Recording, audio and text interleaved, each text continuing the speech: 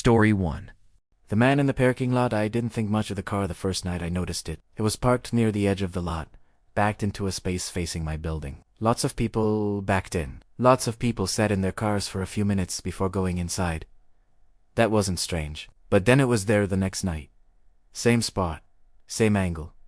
Lights off, engine off. I live in a pretty average apartment complex. 3 buildings, 2 floors each.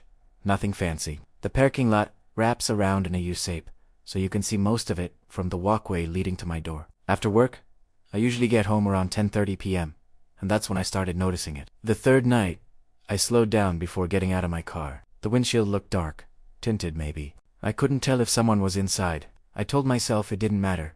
Still, I locked my doors a little faster. Normal life setup. I'd been living there for about 6 months at that point. It was my first place completely on my own, after finishing school, and I was weirdly proud of it. It wasn't big, just a 1-bedroom with thin walls and slightly outdated cabinets, but it was mine. The complex was in a decent area, close enough to work that my commute was 15 minutes on a bad day. There was a grocery store across the street and a gym about 5 minutes away. My routine was predictable. Work from 9 to 6 most days, sometimes later.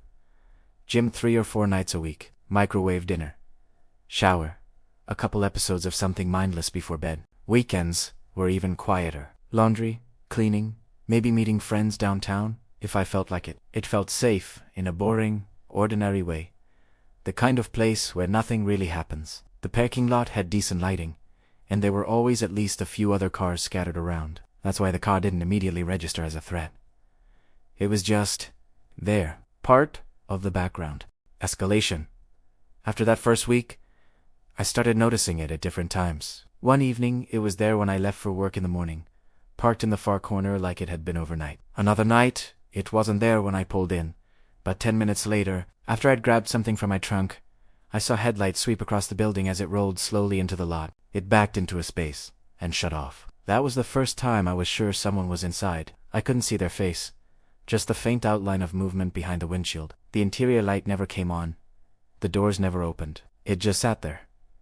A few nights later, I got home later than usual. As I walked past the row where it was parked, the headlights suddenly flicked off. Not the engine juiced. The lights. It felt deliberate, like someone had been waiting until I got close. I told myself it was probably automatic. Maybe the timer ran out. Still, my shoulders tightened as I walked the rest of the way to my building. Then one night, it wasn't in the corner anymore. It was parked 3 spaces from mine, close enough that I had to walk directly past the front of it to reach the stairs. I kept my eyes forward, but I could feel it. That quiet, steady feeling of being watched. Pattern recognition. It took me longer than I'd like to admit to notice the pattern. The car never seemed to be there on weekends during the day. It wasn't there on the nights I came home early. But on the days I worked late or stayed out longer than usual, that's when it showed up. Always sometime between 10 and 11. At first, I told myself it was coincidence. People have routines. Maybe whoever owned it worked nights too. Maybe they lived in another building and just liked that section of the lot. But one Tuesday, I got off work early. I was home by 8. The lot looked normal. No car. Primera Madadina watched something for a while, and around 10:30 I went down to grab something from my car. That's when I saw it pulling in. Slow. Headlights low. It backed into the corner space, like it always did. I stood there longer than I meant to, holding my keys in my hand. The parking lot was technically public. Anyone could be there. But at night, it felt different. The lights hummed overhead, casting wide yellow circles that didn't quite reach the edges. The buildings blocked out most of the street noise. Even with other apartments around me, it suddenly felt like I was the only person outside, and like I'd just been expected. High tension moment. A few nights later, I stayed at the gym longer than usual. I remember checking the clock in my car when I pulled into the lot. 10:47 p.m. The space beside mine was empty when I left that morning. It wasn't empty anymore. The car was parked directly next to mine, so closer side mirrors almost lined up, backed in, like always. I sat there for a second, engine still running, hands resting on the steering wheel. The lot was quiet. No one walking dogs. No doors opening. Just the low buzz of the overhead lights. I turned off my engine. The sudden silence felt heavier than it should have. I opened my door slowly. My shoes hit the pavement, and I could hear my own breathing, steady but louder than normal. I shut my door and locked it automatically. Before I could take a step away, the driver's side door of the other car opened. Not slammed, not rushed, just opened. I didn't look right away. I heard a shoe scrape against gravel, then another. Footsteps slow, measured, coming around the front of the car toward me. Immediate threat, he stopped a few feet away from me. I finally looked up. Middle-aged, maybe. Neutral expression. Not smiling. "Hey," he said quietly. "You get off around 10 most nights, right?" My stomach tightened.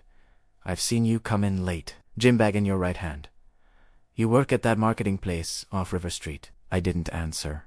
He shifted his weight, like this was normal conversation. Long hours. Must be exhausting. The way he said it made it clear he'd been paying attention. Not just noticing, studying. That wasn't casual curiosity, it was inventory.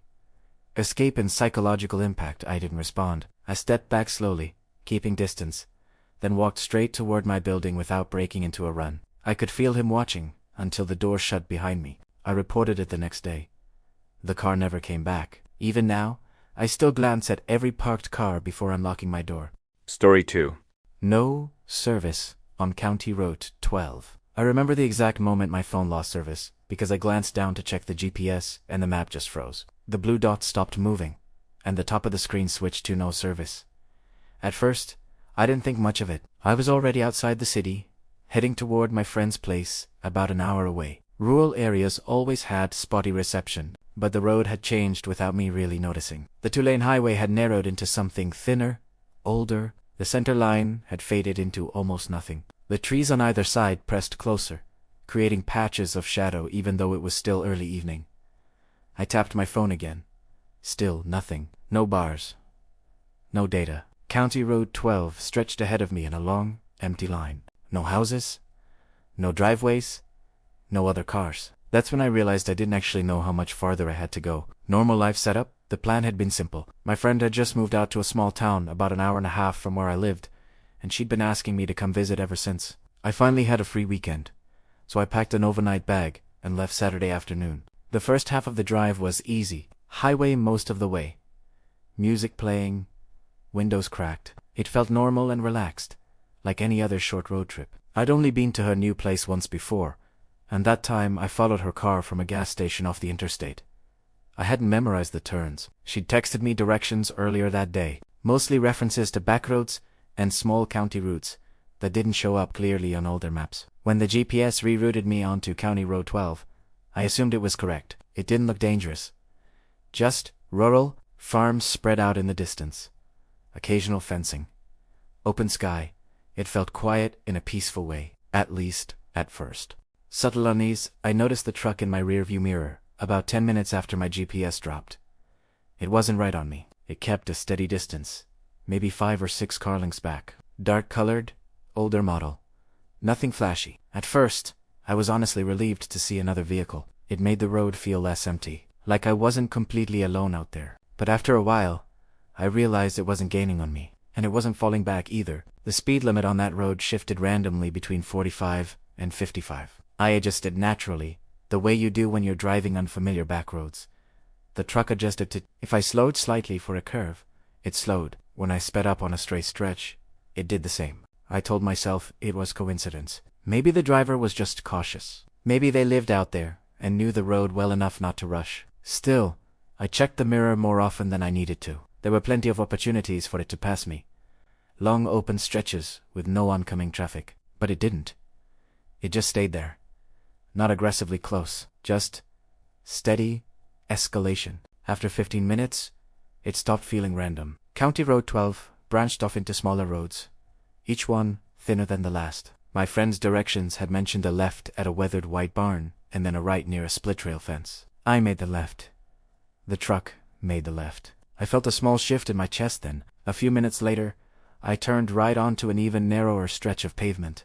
No center line this time. Just cracked asphalt cutting through open farmland.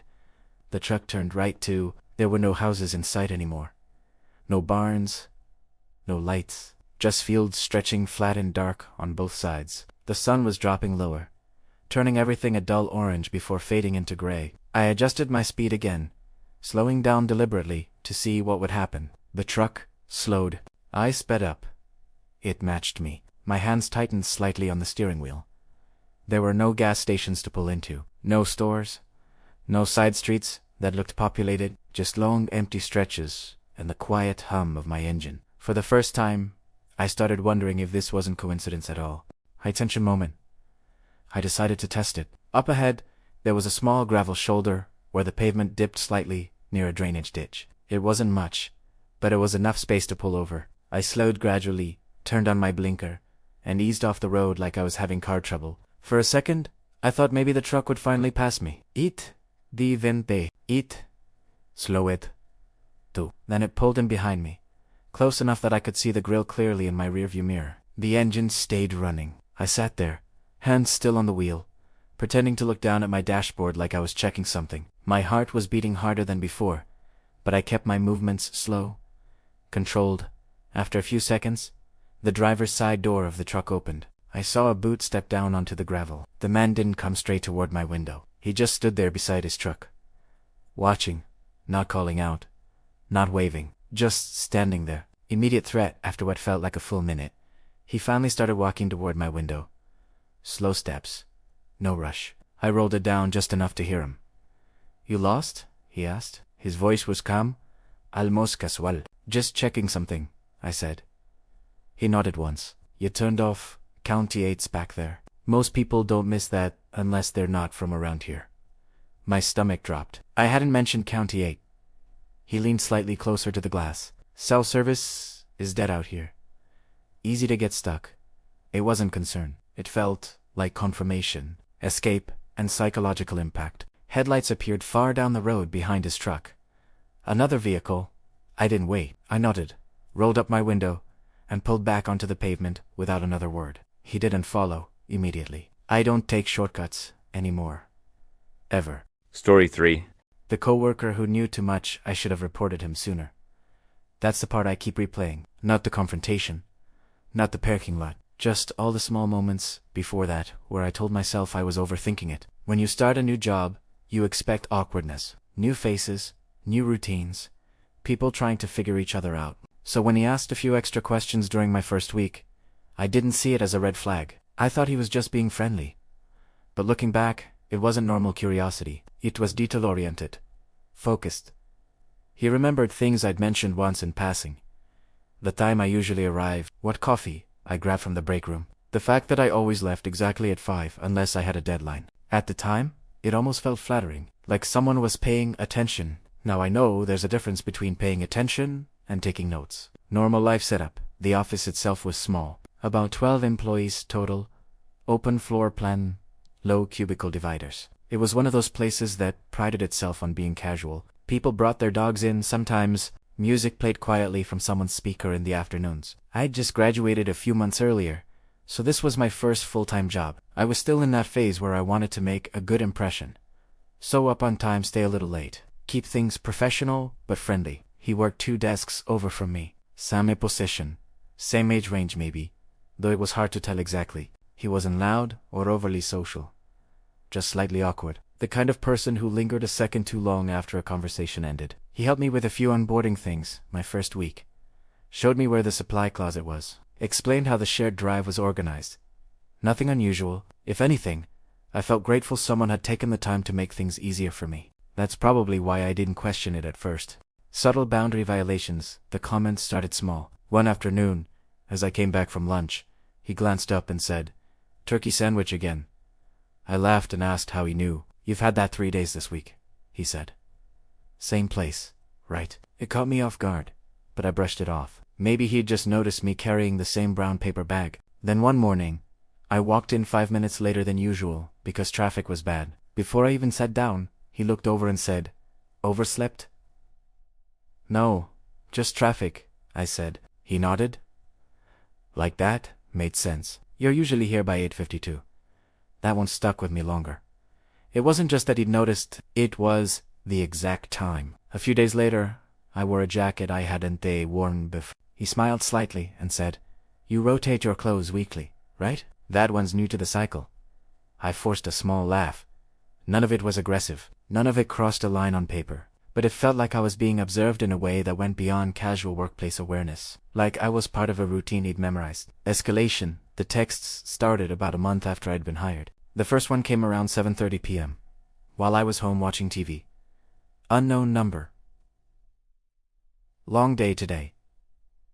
That was it. No name, no context. I assumed it was spam and ignored it. But the next afternoon, I got another one. Presentation went better than you thought. My stomach tightened when I read that. I'd had a rough meeting that morning and only mentioned it briefly to a few coworkers near my desk. It wasn't something I'd posted online or texted anyone about. I didn't respond. The third message came 2 days later. You shouldn't skip lunch when you're stressed. That one bothered me enough that I mentioned it to him casually while we were both grabbing coffee in the break room. I didn't accuse him. Who's scythe, been getting weird messages that referenced work stuff. He looked genuinely confused. That's creepy, he said. You think someone here is messing with you? His tone was calm. Neutral. I watched his face carefully, trying to catch something off. A smirk, a flicker, anything. There was nothing obvious, which somehow made it worse.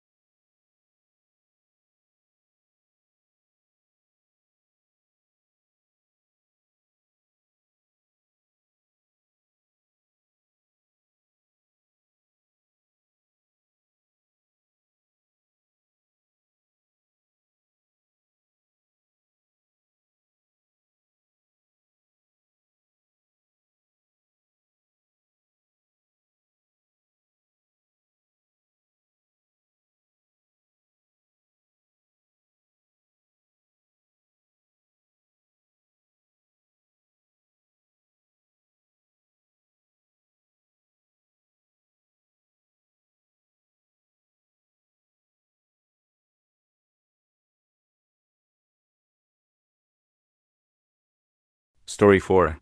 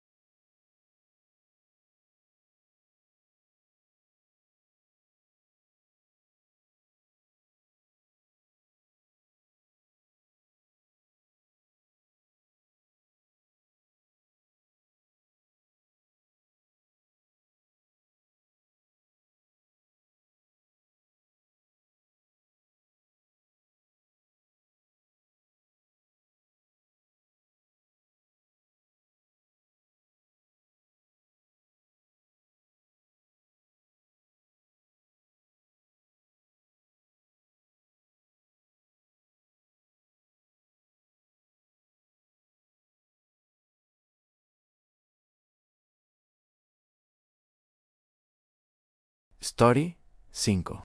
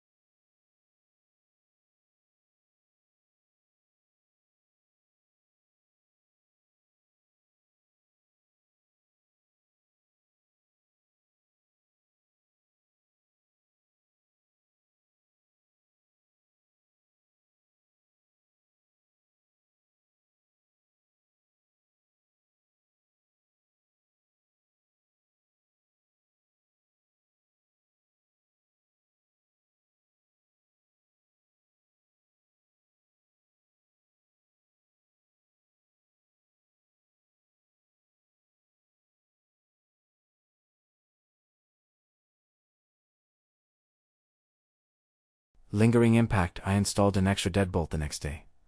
Then a door brace.